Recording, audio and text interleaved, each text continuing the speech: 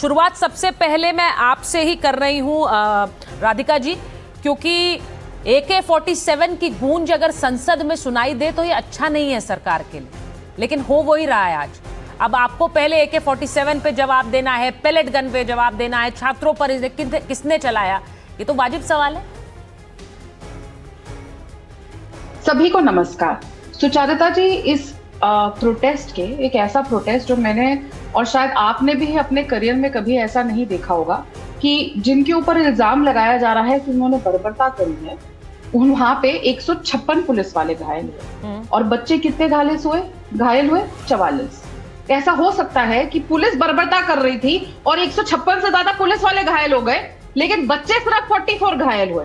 तो किसने किस पे पत्थर चलाए, किसने किस पे अराजकता करी, ये आपके सामने है। I leave it to the sensibilities of the nation today कि अगर पुलिस बर्बरता कर रही थी तो 156 पुलिस वाले से ज्यादा इंजर हो गए और सिर्फ 44 बच्चे हुए। दूसरी बात, पेलेट गन की बात हो रही है। एक भी वीडियो है क्या? उस प्रोटेस्ट के अनगिनत हजारों वीडियो है, क्या आपके पास एक वीडियो है? और मैं उम्मीद करती हूं आज कांग्रेस के प्रवक्ता जो यहां बैठे हैं आपके चैनल पे, वो पेलेट गन इस्तेमाल होते हुए, किसी के ऊपर पेलेट्स लगते हुए वो वीडियो दिखाए, क्योंकि ये जांच का विषय है। अगर उस बच्चे के ऊपर ऐसी इंजरीज है तो वो किस चीज की इंजरीज है। और एम्स की भी जो रिपोर्ट है, एम्स या शायद सफदरजंग हॉस्पिटल की जो रिपोर्ट है, उस पर वो कैटेगोरिकली मेंशन किया है डॉक्टर ने कि जैसा तथाकथित उस बच्चे ने कहा कि मुझे पेलेट इंजरी है, तो हम उसका जांच कर रहे हैं। ना किसी ने कहा है कि वो पेलेट इंजरी, तो वो भी पहले देखने के विषय है कि वो किस चीज की इंजरी है, क्यों है, कहां से आई, किसको लगी, किसने चलाई। क्या अराजक तत्व जो पत्थर उठा के मार रहे थे मेरे देश के पुलिस वालों पर, या वही लोग जब ये प्रोटेस्ट कॉल ऑफ हुआ, आप लोग भी लाइव वहां पे थे जब अनाउंसमेंट हो रही थी जंतर मंतर पे कि आप सब अपने घर जाइए, पेट्रोल स्टेशन खोल दिए गए हैं, ये प्रोटेस्ट खत्म हो गया है, तो सामने से पत्थर चला। कौन थे वो लोग जो पत्थर? अब राधिका जी, मैं आपको थोड़ा सा इधर इसलिए रोकूंगी क्योंकि आपसे पूछूंगी कि आप कैटेगोरिकली, यानी कि आपकी पार्टी ये मना कर रही है कि पेलेट गन नहीं चली। आप ये कह रहे हैं कि आरोप लग रहे हैं, लेकिन इसमें कोई सच नहीं है, पेलेट गन का इस्तेमाल भी नहीं हुआ दिल्ली में। सुचारिता जी, दिल्ली पुलिस ने एक स्टेटमेंट इशू किया है, पीआईबी ने भी फैक्ट चेक किया है कि कोई भी पेलेट गन नहीं चलाई गई।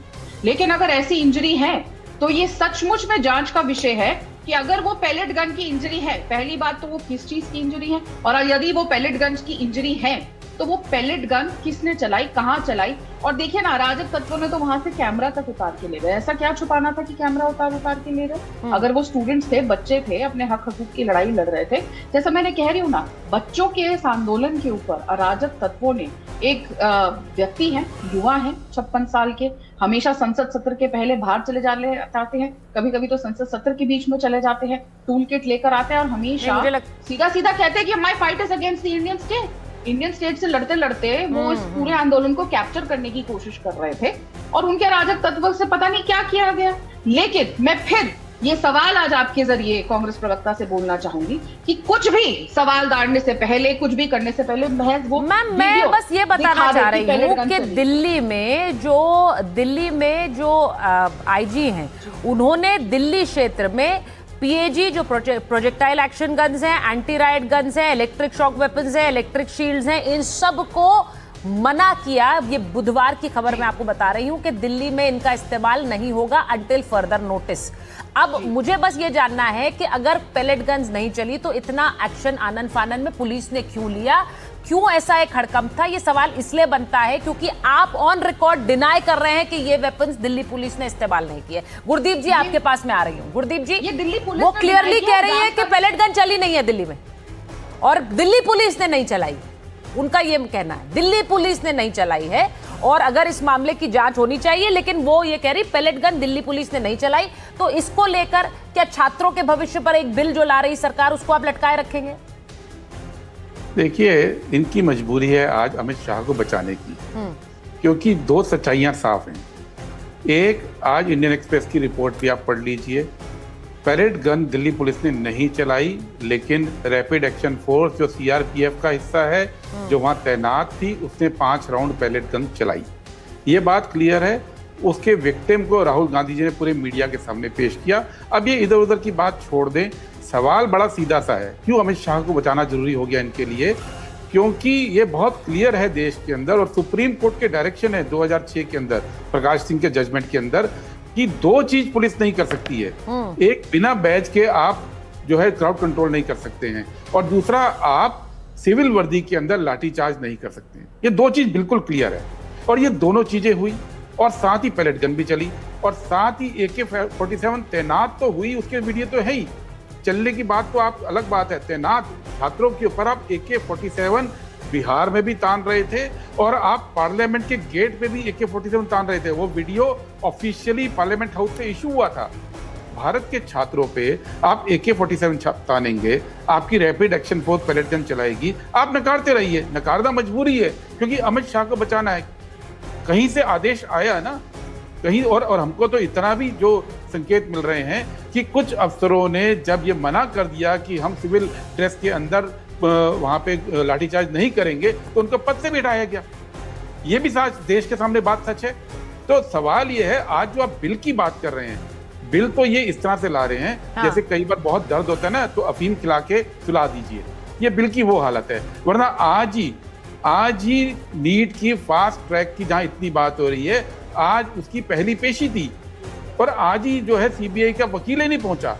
इतनी तो आपकी सीरियसनेस है, पूरे देश के अंदर हंगामा है। फास्ट ट्रैक को भारत की सरकार, मोदी सरकार एक इलाज के रूप में सामने ला रही है, और आज पहली हियरिंग में आपका वकील नहीं पहुंचा। आप देश को आप गुमराह मत करिए, मेरी बीजेपी से स्पष्ट कहना है। आप समझिए कि देश में गुस्सा था। दूसरी बात, आपने देश के छात्रों से वायदा किया था कि उनके सारी FIR वापस की जाएंगी, इस शर्त पे छात्र अपने आंदोलन को खत्म करने पे राजी हुए। अब उससे अगर आप पलटेंगे तो संसद तो नहीं चलेगी। छात्रों से किए हुए वायदे को आपको मानना होगा। और दूसरा, छात्रों पे सिविल वर्दी में लाठीचार्ज किसने किया, छात्रों पे पैलेट गन चलाने की परमिशन किसने दी, और AK-47 तानने की परमिशन किसने दी, इसकी जवाबदेही तो इस देश में तय होगी। क्योंकि ये मामला कोई आतंकवादियों का नहीं है, ये देश के छात्रों का, युवाओं का, जनती का मामला है। ठीक है, अब मैं एक चीज पूछना चाह रही हूँ। देखिए, मुझे ऐसा लगता है कि बात तभी आगे बढ़ेगी अगर संसद में कोई चर्चा होगी। इस बीच एक खबर भी आ रही है, मैं जरा बता दूं कि CJP के जो प्रवक्ता हैं सौरभ दास, उन्होंने बड़ा बयान दिया। वो कह रहे हैं हम पर कई PIL दर्ज हो रही और राजनीति से प्रेरित थी ये PIL। वो ये कह रहे हैं हमने कपिल सिब्बल की मदद ली है, हमें आंदोलन को नुकसान पहुंचाने की आशंका थी। तो सौरभ दास कह रहे हैं कि हमारे इस आंदोलन को नुकसान पहुंचाया जा सकता है, ऐसी हमारी आशंका थी, इसीलिए हमने इस मामले में कपिल सिब्बल की मदद ली है। छात्रों को रिहा नहीं किया तो फिर से आंदोलन करेंगे। तो जिन छात्रों पर केस हो रहे हैं, उनका कहना है कि उन पर अभी भी केस हो रहे हैं, उनके परिवारों को परेशान किया जा रहा है। प्रियंका गांधी आज संसद में ये बात कह रही थी। अब क्या ये हो रहा है, क्योंकि सौरभ दास का ये बयान है, जरा सुनिए क्या कह रहे हैं। बीच बीच में कुछ ऐसे लोग थे जिन्होंने कुछ PILs फाइल किए थे, जो थोड़े पॉलिटिकली मोटिवेटेड भी थे। हम ये चाहते थे कि हमारा ये जो युवाओं का मूवमेंट है, ये किसी भी तरीके से ये डिरेल ना हो। वो भले ही रोड में कुछ असामाजिक तत्व घुसा के जैसे डिरेल करने का कोशिश किया था उससे, या कोर्ट को यूज़ करके एक तरीके से ये मूवमेंट को डिरेल ना किया जाए, वो हमारा प्रयास था। तो हम लोग कपिल जी के साथ कांस्टेंट टच में थे एंड लीगल गाइडेंस हम लोगों ने मांगा था। जब 25 तारीख को हम लोगों ने कॉल ऑफ किया ये प्रोटेस्ट, हमारी आशंका थी कि शायद फ्यूचर में जब थोड़ा सा मोमेंटम कम हो जाए या थोड़ा ये प्रोटेस्ट का जो माहौल है वो थोड़ा गिर जाए। तो आपने सुना सौरभ दास क्या कह रहे हैं। वो कह रहे हैं हम पर PIL दायर हो रही थी आंदोलन पर और हमने इसलिए कपिल सिब्बल की मदद ली है, हम फिर से करेंगे आंदोलन। अब मैं भाटी जी, वो ये भी कह रहे हैं कि हम तो यूपी जाएंगे, अब हम यूपी में प्रदर्शन करेंगे। वो ये भी कह रहे हैं कि अब हम इस प्रदर्शन को, अगर हमें लगेगा कि केसेस नहीं हटाए गए तो हम इन पर इसको लेकर अब हम अपना आंदोलन फिर से शुरू कर सकते हैं। अब देखिए, ये अगर हुआ तो आप जानते हैं कि पिछले दिनों हमने क्या देखा है। लेकिन इसे लेकर मंशा क्या है, सवाल मंशा का है। मंशा क्या है, विपक्ष क्या चाहता है, बात हो, समाधान निकले, या आंदोलन हो सरकार के खिलाफ, ये आंदोलन सड़कों पर चलता रहे। देखिए, सरकार ने आंदोलनकारियों के साथ जो बातचीत की और उस बातचीत के बाद एक समझौता हुआ और समझौते की घोषणा प्रेस कॉन्फ्रेंस में की गई। उस सबने सुना, पूरे देश ने सुना और सबने उसका स्वागत किया। और मैं तो उस दिन कई चैनलों पे था, मुझे तो एक एंकर ने टोका भी कि आप सरकार की तारीफ कर रहे हैं आज। मैंने तो ये कहा था कि मैं दोनों पक्षों को बधाई देना चाहता हूँ, सरकार को भी इस बात की बधाई कि उन्होंने जिद छोड़ के शिक्षा मंत्री का इस्तीफा करा दिया। देश में शांति बनी रहे, ये सबसे महत्वपूर्ण। लेकिन भारतीय जनता पार्टी और केंद्र सरकार अपने वादे पर 24 घंटे भी नहीं टिक पाई, अपने समझौते पर 24 घंटे भी नहीं टिक पाई। सरकार ने धोखा किया आंदोलनकारियों के साथ। वादा ये किया गया था, जेपी नड्डा जी ने स्पष्ट घोषणा की थी कि किसी प्रदर्शनकारी के खिलाफ भी कोई कानूनी कार्रवाई नहीं की जाएगी।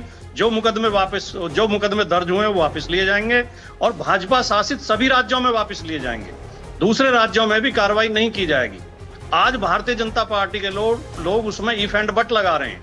आज कह रहे हैं कि जो सीधे हिंसा में शामिल नहीं थे उनके मुकदमे वापस लिए जाएंगे और केवल दिल्ली के मुकदमे वापस लिए जाएंगे, पटना के मुकदमे वापस नहीं लिए जाएंगे।